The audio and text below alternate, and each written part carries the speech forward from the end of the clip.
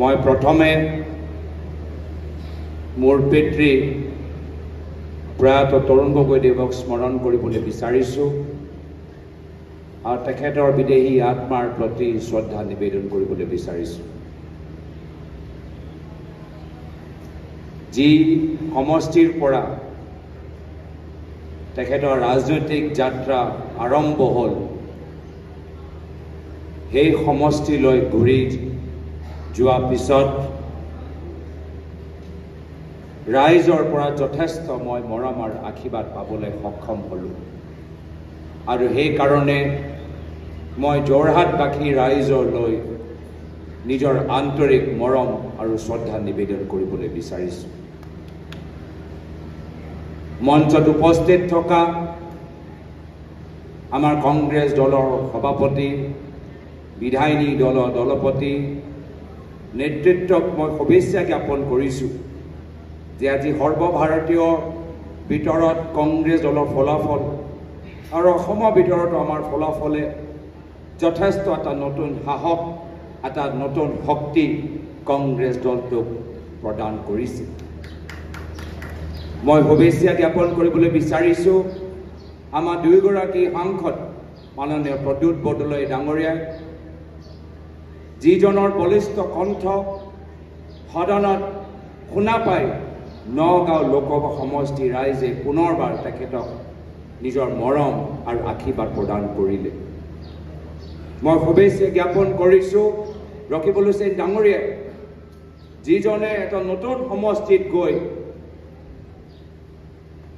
এজন শক্তিশালী নেতাক পৰাজিত কৰি অসমৰ ভিতৰত যে সাম্প্ৰদায়িক ৰাজনীতি চলি থাকে, সেই সাম্প্ৰদায়িক ৰাজনীতিত এটা ডাঙৰ শক্তিশালী প্ৰভাৱ আৰু আক্ৰমণ কৰি মাত্ৰ ধুবুৰী লোকসভা সমষ্টিৰ কাৰণে নহয়, সমগ্ৰ অসমত আজি এটা ডাঙৰ প্ৰভাৱ পেলাইছে। মই দুয়োটা লোকসভা সমষ্টিৰ ৰাইজক ধন্যবাদ জ্ঞাপন কৰিছোঁ। ধুবুৰী লোকসভা সমষ্টি ৰাইজক মই ধন্যবাদ জ্ঞাপন কৰিছোঁ। আজি তেখেতৰ বিবেকবোধ বাবে আজি AIUDF দল নাইকিয়া হৈ গ'ল আৰু AIUDF দলৰ নাইকিয়া হৈ যোৱা মানে পৰৱৰ্তী সময়ত আমাৰ বিধানসভাত কোনো AIUDF দলৰ প্ৰাৰ্থী থিয় হৈ আমাক কংগ্ৰেছ দলটোক ক্ষতি কৰিব নোৱাৰে। যি আমাৰ 2016 চনৰ নিৰ্বাচনত হ'ল, যেতিয়া তেওঁলোকে আমগুৰিত প্ৰাৰ্থী দি আমাৰ আমগুৰি প্ৰাৰ্থীগৰাকী তেওঁলোকে পৰাজিত কৰিলে, এতিয়া সেই AIUDF দলৰ উজনি অসম, মধ্য অসম, বৰাক, নামনি অসমত আমাক ক্ষতি কৰা সেই ক্ষমতাটো নাই। মই তাৰ বাবে ধুবুৰী লোকসভা সমষ্টিৰ ৰাইজক মই নিজৰ আন্তৰিক মৰম আৰু শ্ৰদ্ধা নিবেদন কৰিছোঁ। কিন্তু যদি বাস্তৱভাৱে আমি অসমক সাম্প্ৰদায়িক ৰাজনীতিৰ পৰা মুক্তি দিয়াবলৈ বিচাৰোঁ, যদি বাস্তৱভাৱে অসমত আমি এটা শান্তি আৰু সম্প্ৰীতিৰ এটা অসম গঢ়ি তুলিবলৈ বিচাৰোঁ, যদি সঁচাকৈ আমি আগৰ দৰে প্ৰাক্তন মুখ্যমন্ত্ৰী প্ৰয়াত তৰুণ গগৈদেৱৰ অসম যদি আমি ঘূৰাই আনিবলৈ বিচাৰোঁ, তেতিয়া ভৱিষ্যত আমাক আৰু কাম কৰিবলগীয়া আছে। আৰু সেইকাৰণে মই কৈছোঁ যে আপোনালোকৰ বাবে মই নাজানো, কিন্তু মোৰ বাবে মোৰ নিৰ্বাচন শেষ হোৱা নাই। মোৰ বাবে এয়া নিৰ্বাচন মাত্ৰ এটা ছেমিফাইনেলহে।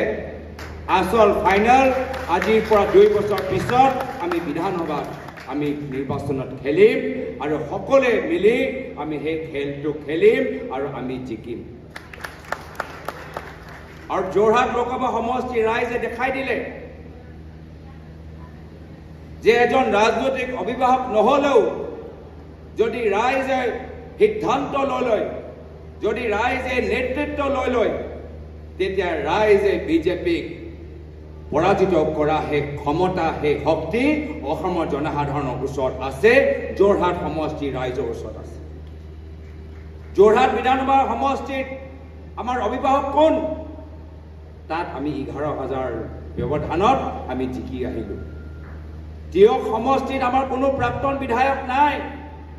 সেই তিয়ক সমষ্টিত আমি 20,000 ব্যৱধানত আমি 22,000 ব্যৱধানত ওলাই আহিছোঁ মহামাৰাত আমাৰ কোনো প্ৰাক্তন বিধায়ক নাই অভিভাৱক নাই এই মহামাৰা সমষ্টিত আমি 9,000 ব্যৱধানত আমি ওলাই আহিছোঁ হনাৰীত মোৰ ৰাজনৈতিক বিৰোধী নিজৰ গৃহ সমষ্টি আজি তাত আমি 10,000 ব্যৱধানত ওলাই আহিছোঁ তো হেতুৱে আমাক এটা শিক্ষা দিয়ে যে যেতিয়া ৰাইজে নিজে ওলাই আহি ৰাইজে যেতিয়া নিৰ্বাচন খেলিবলৈ আহে শেষত গৈ ৰাইজৰ জয় হ'বই আজি ভাৰতবৰ্ষত আমি হেতুৱে দেখা পাইছোঁ উত্তৰ প্ৰদেশত হেতুৱে আমি দেখা পাইছোঁ উত্তৰ প্ৰদেশত বিজেপি ৰাজ্যৰ চৰকাৰ উত্তৰ প্ৰদেশত কেন্দ্ৰত বিজেপি চৰকাৰ কিন্তু উত্তৰ প্ৰদেশৰ ৰাইজে সাম্প্ৰদায়িক ৰাজনীতিৰ বিৰুদ্ধে নেতৃত্ব লৈ আজি তেওঁলোকে বিজেপিক যথেষ্ট দুৰ্বল কৰিছে